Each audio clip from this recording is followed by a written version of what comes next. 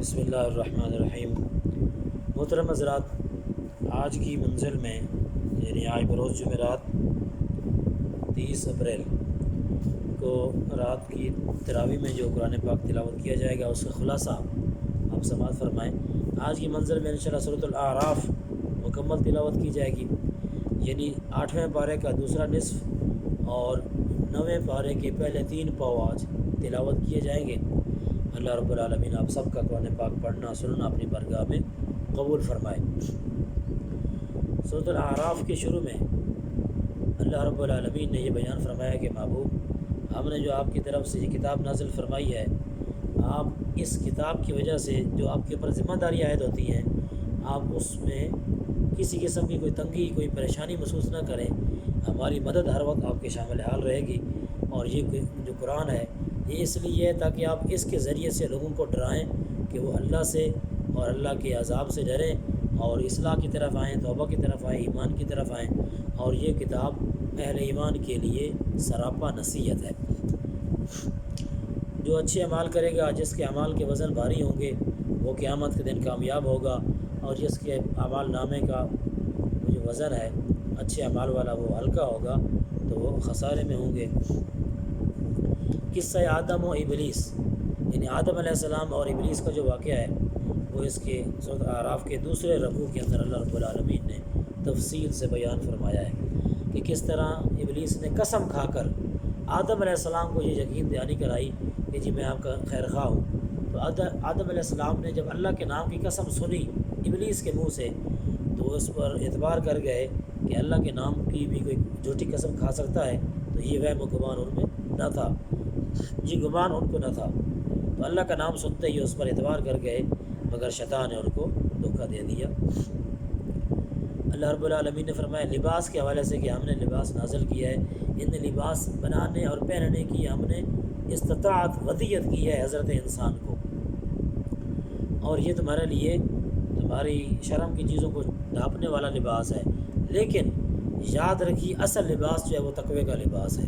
ایک آدمی کپڑے سے اپنے جسم کو ڈھانپ لیتا ہے، وہ یہ نہ سمجھے کہ میں نے کوئی تقوی کے اعلیٰ معیار کوئی کام قائم کر دیا ہے، بلکہ اصل تقوی یہ ہے کہ انسان گناہوں سے بچے۔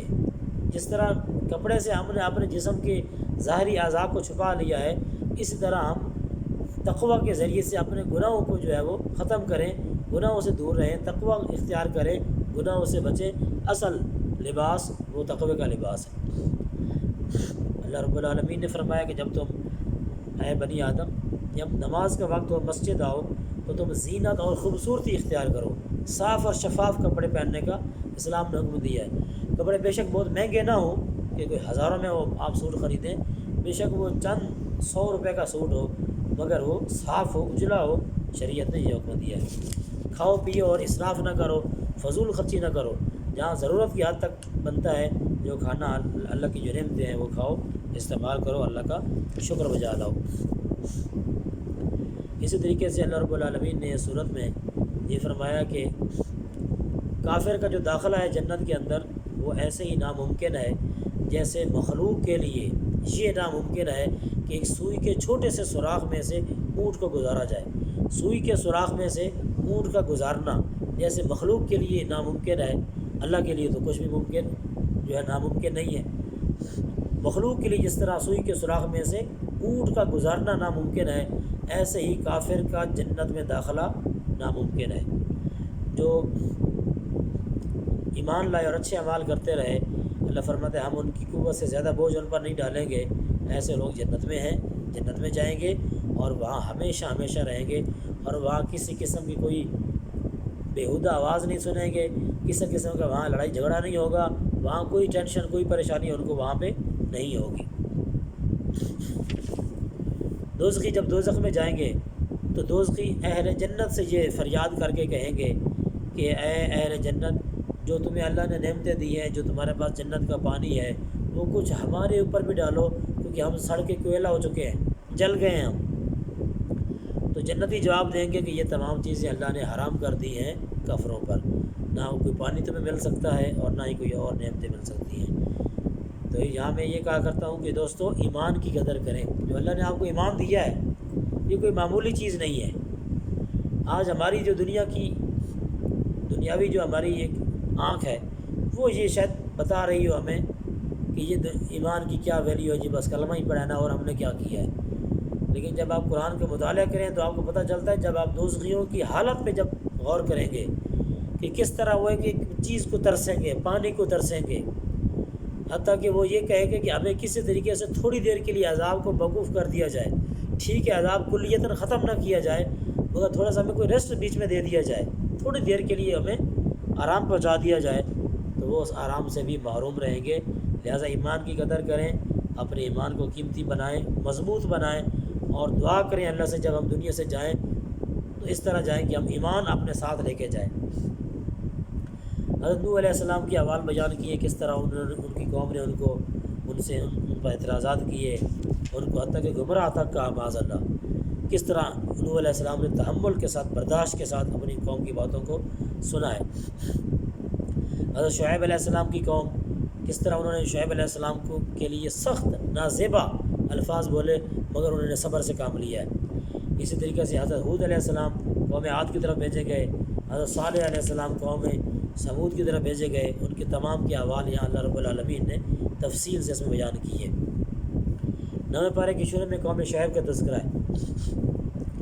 حضرت شعیب علیہ السلام کو ان کی قوم نے یہ کہا تھا لَنُخْرِجَنَّكَ يَا شعیب، کہ اے شعیب علیہ السلام ہم آپ کو یہاں سے نکال دیں گے اس بستی سے، چونکہ آپ ہمیں ہر وقت واعظ کرتے ہیں، نصیحت کرتے ہیں، تو ہم آپ کو اس بستی سے نکال دیں گے۔ اس سے آپ اندازہ لگا لیں کہ جب بھی کوئی انسان کسی کی ویلفیئر کے لیے، بہتری کے لیے کوئی بات کرتا ہے تو اس کو کتنی پریشانیوں کا، کتنی دھمکیوں کا سامنا کرنا پڑتا ہے، اور یہ ہر دور میں رہا ہے۔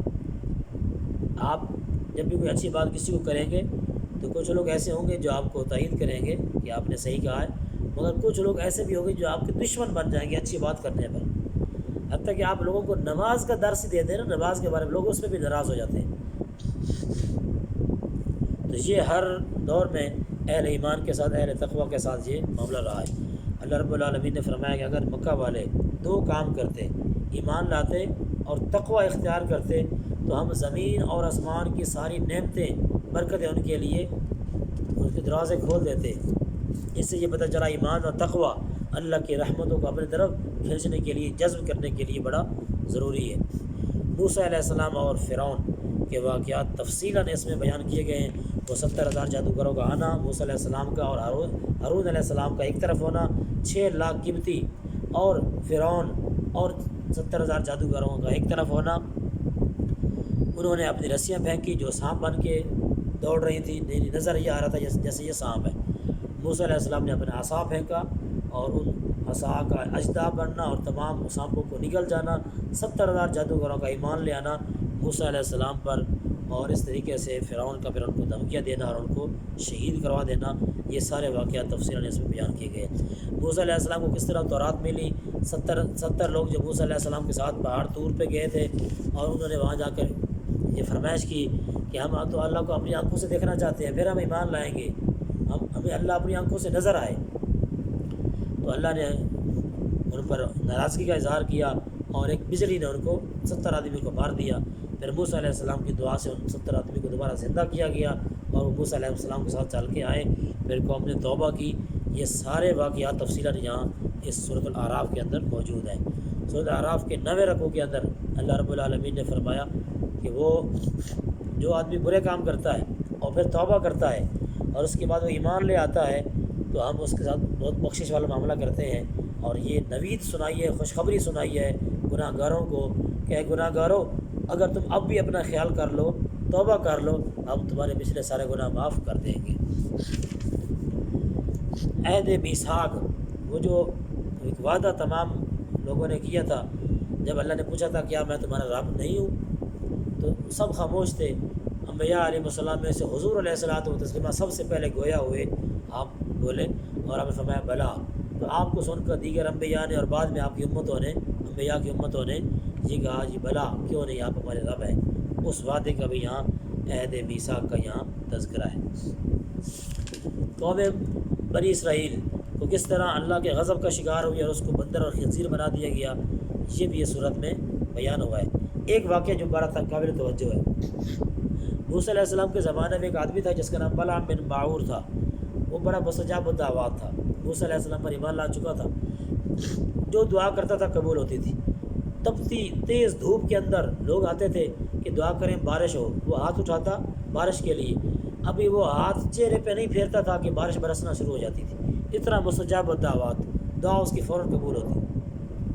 کس طرح وہ مال اور عورت کے لالچ میں آ کر موسیٰ علیہ السلام کی گستاخی کرتا ہے، اور اس گستاخی کرنے کے نتیجے میں اللہ نے اس کے ساری عبادات، اس کی تقوی، پرہیزگاری، تمام عباداتیں، اس کی عبادات ریاضتیں ختم کر دیتا ہے، فنا کر دیتا ہے، اور اس کو اس کے زبان باہر نکال دیتا ہے۔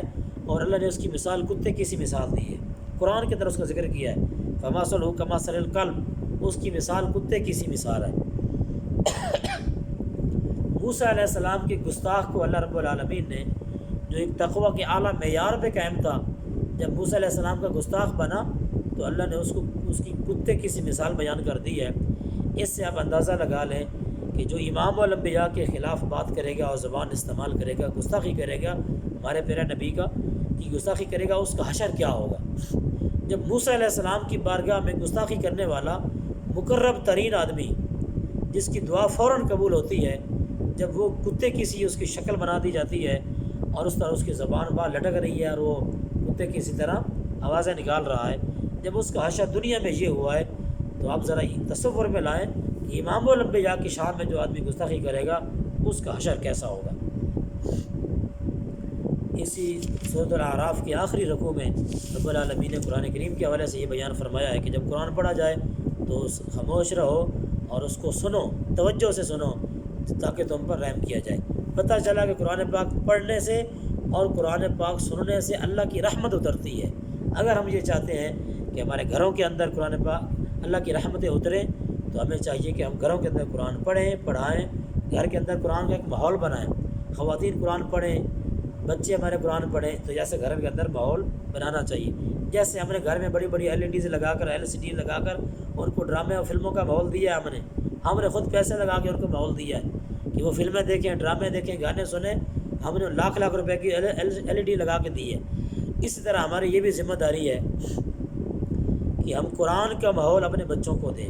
اگر ہم قرآن پر آج بچوں کو نہیں لگائیں گے، یاد رکھیے جس قوم کی اصلاح قرآن سے نہیں ہو سکتی نا، تو کسی اخبار سے یا ڈائجسٹ سے یا میگزین سے اس کی اصلاح نہیں ہو سکتی۔ پھر اگر کسی چیز کی سے اصلاح ممکن ہے تو وہ قرآن ہے۔ قرآن اور سنت اگر اصلاح کر سکتے ہیں تو بس یہی کر سکتے ہیں، اس کے علاوہ دنیا کی کوئی ایسی کتاب نہیں جو اصلاح کر سکے۔ اگر آج ہم بچوں کو کتاب و سنت کا ماحول نہیں دیں گے تو کل یہی بچے میدان معاشرے میں ہمارے گریبان سے پکڑیں گے کہ باری تعالیٰ ہمارے پاپا نے لاکھوں روپے کی چیزیں ہمیں لگا کے گھر میں دی، اگر نہیں دیا تو قرآن کا ماحول نہیں دیا۔ تو بس آپ سے یہی درخواست ہے، گھروں کے اندر قرآن پاک کے درس کروائیں، گھروں کے اندر قرآن پاک کے پروگرام منعقد کروائیں، تاکہ آپ کی آئندہ نسلوں کو جو پیغام پہنچے وہ قرآن کا پیغام پہنچے۔ وہ معزز تھے زمانے میں مسلمان ہو کر اور تم خوار ہوئے تارک قرآن ہو کر۔ وآخر دعوانا الحمدللہ۔